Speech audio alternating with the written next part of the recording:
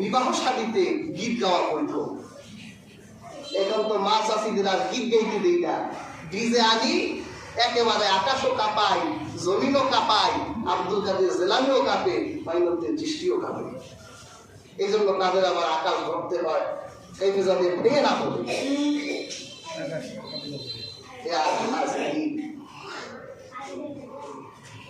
এই জাতীয় কথা বিবাহ শাদীতে গাওয়া জায়েজ এবং বৈধ। আর দফের ব্যাপারে হাদিস কি? আল্লাহর হাবিব বলে ফাসলু মা বাইনা হালালি ওয়াল হারামি আস-সাউতু ওয়াদ-দাফু ফিন নিকাহ। আল্লাহর হাবিব বলেন বিবাহ বৈধ এবং অবৈধ হবে দুইটা বিষয়ে। একটা হলো যে বিবাহে উচ্চ আওয়াজ হবে, অর্থাৎ বিবাহে আনন্দ হতে হবে, চুপচাপ বিয়ে হবে না। তাহলে জানাইলেন না, চুপচাপ বিয়ে করাই দিলেন।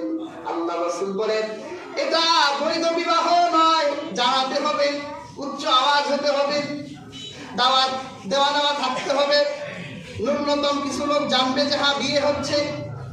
আর 2 নম্বর হলো বিবাহের বৈধতা এবং অবৈধতা পাওয়ার দ্বিতীয় বিষয় হবে দফ বাজবে। তার মানে বিবাহে দফ বাজা বৈধ। আল্লাহ রাসূল যেহেতু বলেছেন, তাহলে আমাদের ইসলাম বলে শুধু একটি বাদ্যই জায়েজ, আর সেই বাদ্যটা হলো দফ। দফ চিনেন?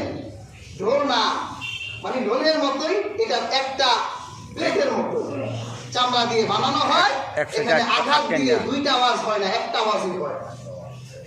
এটা দফ, এটা বৈধ রেখেছে ইসলাম। এছাড়া আর যা আছে হারিন্দা, নারিন্দা, সারিন্দা, ঢোল, তবলা, বাঁশি সব বিলকুল হারাম।